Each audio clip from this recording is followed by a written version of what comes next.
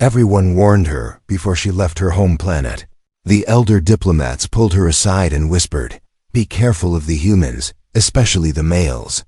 They act with emotion, not logic," another had said. "They are wild, unpredictable, and dangerous." So when Ilari stepped off the silver ramp of her diplomatic shuttle onto the human colony station, her heart was full of fear. She clutched her translator pendant tightly and looked around nervously. The humans stood tall, loud, laughing as they walked in groups down the corridors of the station. They didn't wear elegant robes like her people. Instead, they wore rough uniforms. Many had stubble on their faces, and some even carried tools or weapons at their side. Her large violet eyes darted from one face to another. Searching for danger, she didn't know who he was at first. He wasn't loud like the others. He was standing alone near a cargo crate, leaning back against the wall, arms crossed, eyes half closed like he was bored or watching. When she passed by, her translator beeped suddenly and dropped from her fingers. Clattering on the floor, she froze, heart jumping, unsure if she should bend to pick it up or call her assistant. But before she could move, he stepped forward. Quietly, he knelt, picked up the translator, and held it out to her with one hand. His voice was low, calm, and kind. "You dropped this," he said. Ilari didn't answer right away. Her mouth opened slightly, but no sound came. She reached out, hand trembling slightly, and their fingers touched for a brief moment. It was warm, strong, and real. "Thank you," she whispered, eyes not meeting his. He simply nodded and walked away. That night she couldn't sleep. Her chambers were large and quiet, filled with soft lights and scented air meant to relax her. But all she could think about was his face, his eyes, the way he looked at her like she was just a person, not a fragile alien girl. Not a symbol, not a diplomat. The next day, she saw him again. He was walking with others, laughing quietly at something a friend said. She kept her eyes forward, pretending she didn't notice. But inside, her heart beat faster. Why? She didn't know later. As she studied human culture files in her chamber, her assistant reported strange news. A break-in occurred last night in the sector near ours. She said, "Security is investigating, but no suspects yet." Ilari nodded slowly, but her fingers tightened around the edge of her robe. Something didn't feel right. That evening, she stayed in her room longer, reviewing diplomatic protocols, breathing slowly. But just as the lights dimmed and sleep began to pull her down, she heard it. A faint noise outside her door, a small mechanical sound. A click, then the lock blinked red. Ilari stood up quickly, fear rising in her chest. Someone was trying to get in. She pressed the emergency button, but the system gave no reply. Her heart pounded. She backed away from the door, searching for something. Anything, to defend herself. The door hissed open, and a shadow stepped in. Tall, cloaked, face hidden, moving toward her fast. She screamed, a sharp, terrified sound that echoed through the room. But then suddenly, the shadow was hit from the side, tackled hard. Two bodies crashed to the floor. Fists flew, something metal clanged, a sharp grunt, then silence. When she opened her eyes again, the intruder was unconscious on the ground, and standing above him was the same human who had picked up her translator. He was breathing hard, a bruise already forming on his jaw, one hand bloody from the fight. "Are you hurt?" he asked, stepping toward her. Ilari shook her head, voice caught in her throat. He didn't wait for permission. He gently touched her arm, checking for injuries, not with violence, but with care. "I was walking by when I heard the lock being hacked," he said. "Good thing I was close." She nodded slowly, staring at his eyes so full of anger a moment ago, now filled with worry. I'm fine," she whispered. He gave her a half smile, wiped blood from his lip, and looked away. "Next time, don't leave the override switch on the panel unlocked," he said with a gentle laugh. "It's an easy hack, then just as quickly." He turned and walked out, calling the guards on his wrist communicator. Ilari stood still, heart still racing, watching the door close behind him. She touched the spot on her arm where his hand had been. and for the first time since arriving on the human station. She wasn't afraid, not of him, not anymore. Asterisk, she told herself it was just luck. He was only there by chance. He didn't save her because he cared. Maybe he was just doing his job. Maybe humans were trained to act like heroes, but no matter how many times she whispered these things in her mind, her heart didn't listen. Ilari sat quietly in the medical chamber, her hands resting on her knees, eyes blank as the medic scanned her for any signs of trauma. She was physically fine, that's what they said. But they didn't understand the shaking inside her chest, the way her thoughts kept going back to the moment he stepped in, fists flying, face fierce. He looked like a monster. A wild thing from the old stories her people used to tell children to scare them. But somehow she had never felt safer.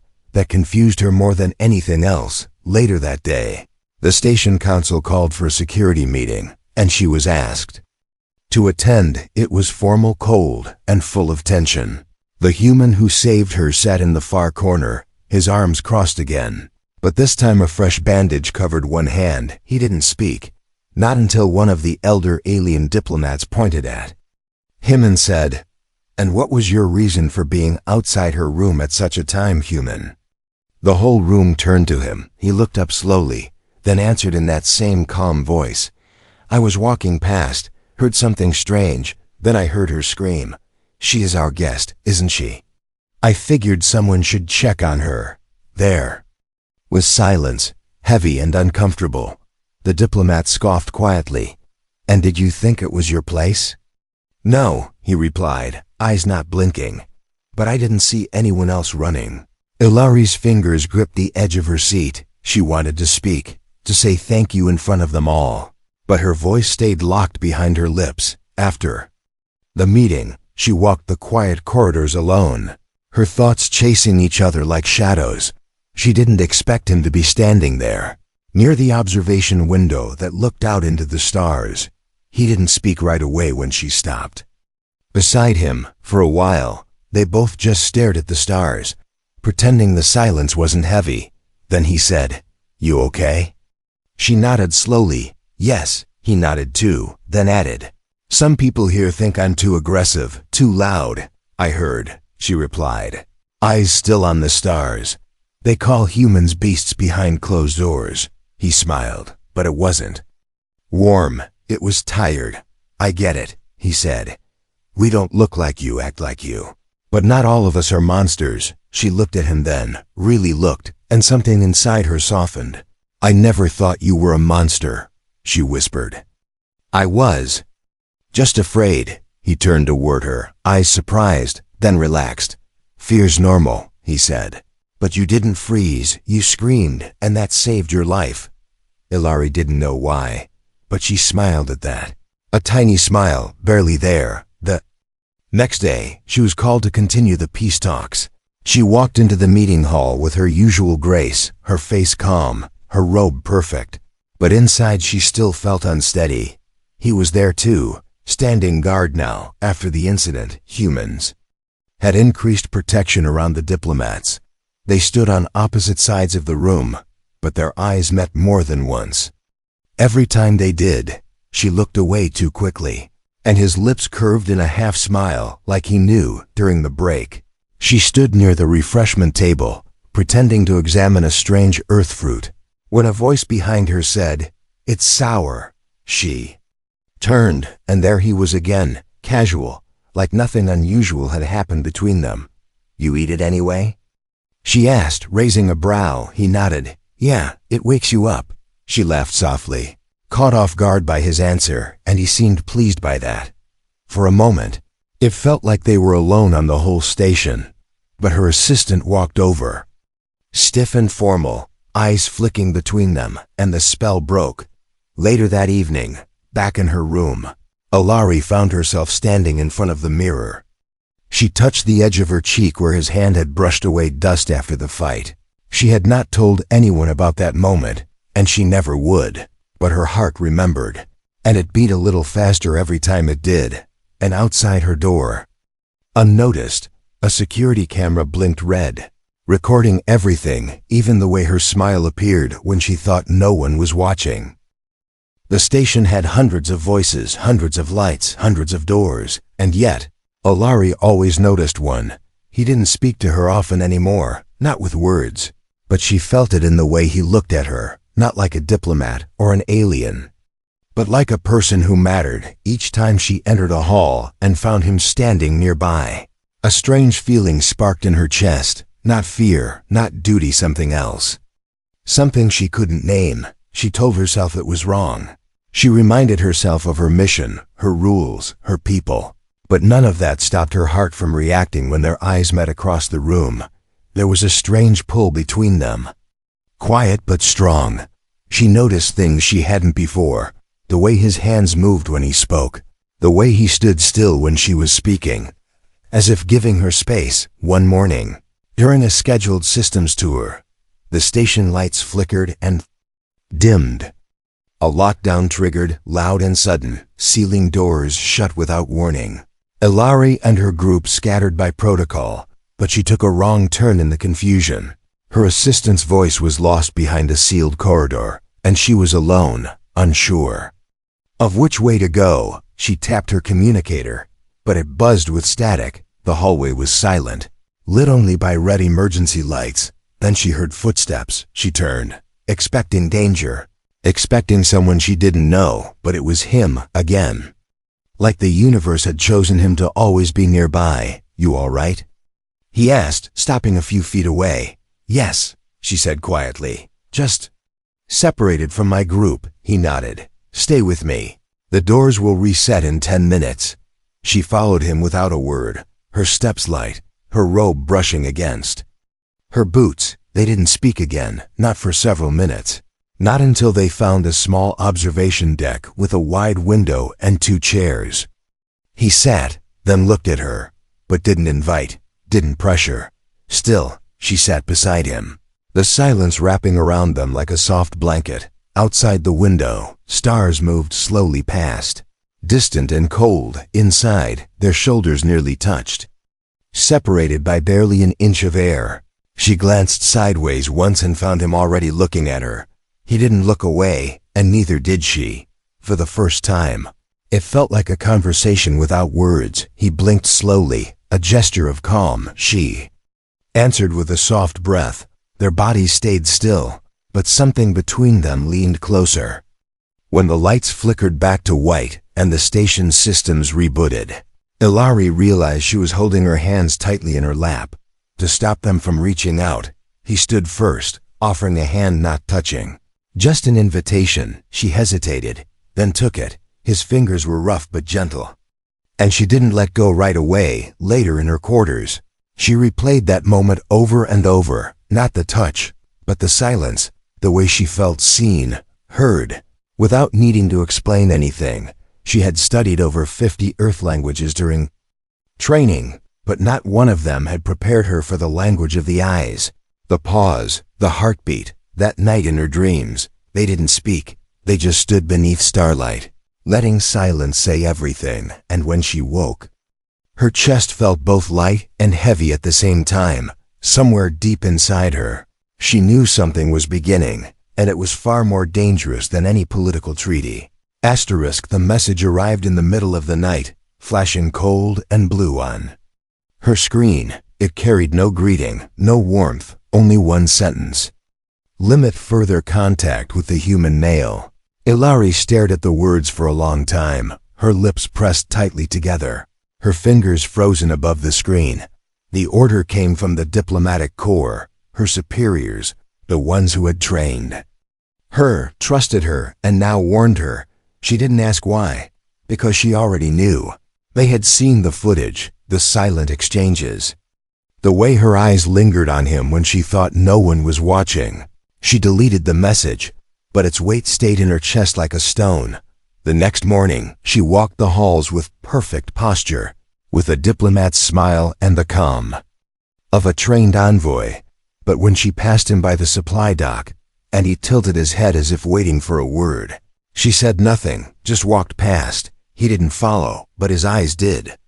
It wasn't anger she saw in them, not confusion either. It was something worse: disappointment. She sat through meetings with her heart in a different room. Her hands folded while her mind played memories she didn't ask for. His laugh, quiet and rare, the way his voice changed when he was serious, the look he gave her when she almost smiled but stopped herself. By evening, she was exhausted, not from work, but from pretending she didn't feel anything. She returned to her chambers and stood in front of the mirror again, the same place she had smiled days ago when thinking of him, but now she couldn't even meet her own reflection. She told herself it was for the mission, that emotions could not get in the way, but her heart kept whispering something else. The knock on the door was soft, unexpected, and sent a pulse of panic through her spine. She hesitated before opening it, expecting her assistant or another message carrier. But it was him. He didn't smile this time, just looked at her, calm but serious. "You're avoiding me," he said, voice low, not accusing, just honest. Ilari looked down, unable to lie, even if she wanted to. "There's been a warning," she whispered. "From my people, I guessed," he replied, leaning slightly on the wall beside her door. "It's okay, I understand." She finally looked at him then, eyes burning softly, voice shaking. "Do you?" He nodded slowly. "You're important to them. They don't want you distracted by some loud, reckless human." "That's not what they said," she murmured. "But it's what they meant," he answered. There was a pause, not uncomfortable, just heavy, like the silence before a storm. He turned to go, but before he could take a step, she said, "I dreamed of Earth." He stopped, surprised, looking back at her. "I don't know why," she continued, "but I saw green places, blue skies, and you were there." He didn't move for a long second, then smiled, not wide, just soft, like it hurt to do it. "I haven't dreamed in weeks," he said, "but if I did, I think I'd see you." Then he walked away. Not fast, not slow, just gone. Ilari closed the door with trembling hands. She walked back to the mirror, and this time, she looked into her own eyes. She didn't see a diplomat anymore, not just a name or a title. She saw a girl, curious and afraid, brave and unsure, and maybe, just maybe, willing to disobey orders for something real. The stars outside her window didn't look as far tonight, and her chest, though heavy, carried something warm beneath the weight. The shuttle door slid open with a soft hiss, and the air that rushed in carried the scent of soil, smoke, and something strange but warm. Ilari stood at the edge of the ramp, her eyes wide, one hand holding her robe in place as wind tugged at its edges. She had never stepped on a human colony before, not without guards, not without orders, but today, she had said yes. No council approved this trip, no permission was granted. Just a message from him the night before, short and simple. "I want to show you something."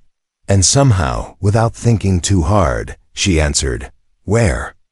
Now she was here, on a small human farming colony built beside a thick forest, where metal met nature and children ran barefoot in the dirt. He stood beside her, watching her reaction closely, saying nothing, letting her breathe in the world at her own pace. The people didn't stare at her like she expected. They smiled, nodded, waved as if she were just another visitor, not an alien from a silver diplomatic ship. A small girl ran past and nearly bumped into her, then turned back and giggled, offering a flower with one hand before skipping away. Ilari held the flower in her hand. Speechless, he laughed beside her, a soft and real sound. "They don't care about politics here," he said. "They just care if you're kind." She looked at him, then at the flower again, unsure if she wanted to cry or smile. He led her through a narrow path past greenhouses and solar towers, showing her a world made by hand, by work not perfect, but alive. Birds chirped in the trees, and old earth music played from a small speaker nailed to a wall. She sat on a bench while he brought her a drink, cool, sweet, and unlike anything she had tasted before. He sat beside her, close but not too close, elbows resting on his knees, eyes focused on the ground like he didn't want to rush her. After a long silence, she finally asked, Why did you bring me here?" He looked up, then away, as if choosing his words carefully. "Because I wanted you to see we're not all beasts," he said, "and I wanted you to see where I come from." She nodded slowly, holding the drink tightly in both hands. "I don't think you're a beast," she whispered. He smiled at the ground, not at her. But his voice was lighter when he said, "Took you long enough." They stayed there for a long time, watching the sky change colors as the sun dipped low. At one point, her fingers brushed his when they reached for the same cup, and neither pulled away right away. Later, he showed her a wall painted with names, handwritten with care. Names of those who had built the colony, lived, died, or left pieces of themselves here. He pointed at one name, his mother's, and told her about the time she fell from the tower roof while fixing a vent, and laughed as he remembered how she cursed louder than the storm itself. Alari laughed too, covering her mouth with both hands like she had just done something forbidden. He didn't tease her, only said, "It's okay to laugh. I forgot." "How?" she replied softly, and something in his eyes changed. Before they returned to the shuttle, an old man handed her a small container of spiced bread. Saying it was made fresh that morning, she bowed politely, and the man chuckled. "You bow like my grandfather." That made her laugh again, more freely this time. The flight back was quiet. Not heavy like before, but gentle. She watched the stars through the window and said, "I wish my people could see what I saw today." "Maybe one day they will," he said, leaning back in his seat, eyes half closed like he wasn't afraid of anything anymore. As the shuttle approached the station, she glanced at him and asked, "Did you plan all of this?" He didn't look at her, only said, "Not really. I just wanted to be somewhere real with you." And with those words still hanging in the air, she realized her heart had already crossed a line she couldn't uncross. Not even the stars outside felt as far away anymore. The door didn't open with a sound, but she could feel the cold presence the moment they stepped inside. Two officials stood in her quarters, their backs stiff, their robes too perfect, their eyes full of judgment. One of them spoke softly, as if pretending it wasn't serious.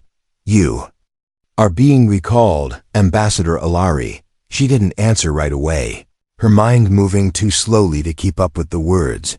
The other added, "There have been reports."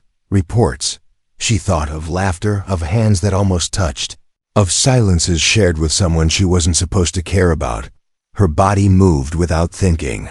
Packing robes, data pads, empty boxes, but her heart stayed frozen. In one place on a dusty path between greenhouses, beside a man who made her forget she was alone. She wasn't allowed to say goodbye, not to him, not to anyone outside the diplomatic wing. Her assistant delivered a final message for her to sign, and her fingers trembled as she held the pen. One copy would go to the Human Council, formal and clean. Another would be sent to her people, sterile, correct, heartless. But there was no place to write the truth. No space to say, "I didn't mean to care." She boarded the shuttle under watchful eyes, her face calm, her steps controlled. But her heart had already stayed behind. The station lights faded slowly in the distance as they left orbit, each glowing window like a memory pulling at her chest. For 3 days, she traveled in silence, speaking only when required, smiling only when someone was looking. She had trained her whole life to hide what she felt, and now that skill wrapped around her like a cage back on her homeworld. They gave her new quarters, elegant and hollow. They gave her new assignments, polished and meaningless, but they didn't ask about her heart. And she didn't offer. At night, she walked the gardens alone, where the leaves glowed faint blue in the moonlight, and she remembered his rough hands handing her a drink, his voice saying, "It's okay to laugh." And in the silence of her chambers, she whispered his name once, just to feel it in the air. But even then, she couldn't forget the look on his face the last time she saw him. Not sad, not angry, just accepting. Like he knew this would happen all along. Back on the station, he received the formal notice of her departure. No reason was given, no apology, just that her mission had ended. He read the words 3 times before tossing the tablet onto the floor, And yet, he said nothing to anyone, not even when the guards asked if he knew why she left. He just walked the same halls they once shared, quieter than usual, but still watching the stars. One night, days later, he found a folded piece of paper slipped into his locker, handwritten. Rare, no name on the outside, no signature, just 4 simple words inside. I wasn't afraid anymore. He stared at it for a long time, and then, for the first time in years, he closed his eyes and let himself feel the ache behind his ribs. He didn't know where she was now, if she still thought of him, if she had already forgotten. But something deep inside told him this wasn't the end. The stars were too wide, the silence too full. Somewhere out there, she was still listening, still remembering, and maybe, just maybe, trying to find a way back. The sky above her shimmered with layers of silver light as the stolen shuttle crossed into restricted space. Warning signals blinked across the console, but Alari didn't slow down, didn't turn back. Each passing star felt like a heartbeat. Faster, louder, closer to the place she had run from and the person she had left behind. She had broken her oath, ignored the laws of her people, disabled the tracking beacon in her robes, and yet, for the first time in weeks, she felt alive. There was no clear plan, only one truth that burned in her chest like fire. She couldn't live in a world where he was only a memory. The human station came into view, smaller than she remembered, and yet it pulled her like gravity. She sent no official message, no formal request, only one word. Typed slowly and sent through the quiet void. Please. He was working when the alert came through, checking equipment, fixing a broken pipe with grease on his hands. A junior officer shouted his name, said there was an unauthorized ship entering. The doc said security was already responding. He dropped the wrench, his heart already racing before he even knew why. And then he saw the name on the screen. Her name. The ramp opened with a long hiss, steam curling around her figure as she stepped down slowly, robes dusty, hair undone by the wind of re-entry. Guards raised their weapons, shouting commands she didn't hear, because all she saw was him, standing behind them, wide-eyed, breath caught in his throat. She didn't run to him, not yet. She walked, step by step, steady and slow, like she was afraid this wasn't real. He pushed past the guards before anyone could stop him. They met in the center of the platform, with noise all around them, alarms shouting, boots stomping, but none of it touched them. I had to, she whispered, voice trembling. I had to come back. He didn't ask how or why. He didn't demand answers or explanations. He just reached out and held her, both arms wrapping around her like he never wanted to let go again. She melted into him, arms tight, face pressed against his chest. You're not safe here, he said softly. I was never safe without you, she answered. Command tried to detain her, tried to send her away again, but something had changed. She wasn't just a diplomat now, and he wasn't just a human soldier. Their story had spread through whispers, through quiet recordings, through the flower a child once gave to an alien stranger. People remembered her laughter, her soft voice, the way she looked at him like he mattered, and for the first time, others spoke up, humans and aliens alike, asking why two people couldn't be more than what their governments allowed. Permission was denied again and again, but rules began to bend in the silence that followed. She was allowed to stay on paper, as a political guest, but in truth, she stayed because they couldn't stop her anymore. Together, they built a small home just outside the colony, part metal, part stone, with a garden of alien blue flowers that never stopped blooming. She cooked strange meals that made him laugh, and he told her old Earth stories that made her cry. They argued sometimes about blankets, about music, about which way to hang lights, but no one ever called her afraid again, and every night, she stood beside him beneath the stars, fingers laced with his, watching the same sky that once pulled them apart. Now it wrapped around them like a promise, not the end of war, not the beginning of peace, just two hearts, still beating, still choosing. Each other, even when the universe tried to say no.